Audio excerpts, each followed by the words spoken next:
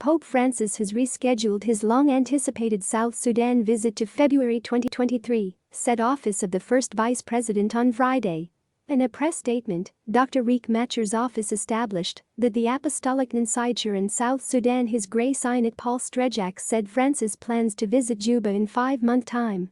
Paul also said in a short video clip that he was sent by Vatican Secretary of State Cardinal Parolin to bring a letter to Machaer and to communicate a message from Pope Francis.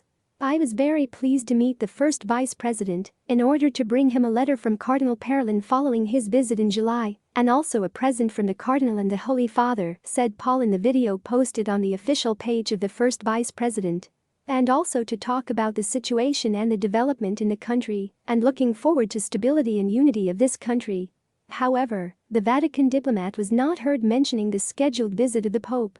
But Machaer's office said in a press statement that the Vatican representative of the Pope further revealed that His Holiness Pope Francis plans to visit South Sudan in February 2023. The statement also said that Paul presented a gift in form of a book which contains a message of peace and reconciliation. Pope Francis, 85, has of recent struggled with a knee ailment despite having visited Canada in August and Kazakhstan 4 days ago. The Argentinian had planned to visit the war-torn Democratic Republic of Congo and South Sudan on the 2nd to 7th of July before abruptly postponing the trip. Director of the Holy See Press Office, Matteo Bruni, announced the postponement of the apostolic journey, and a clergy in Juba said he was shocked by the sudden postponement of the papal visit after the church has gone far with the preparations.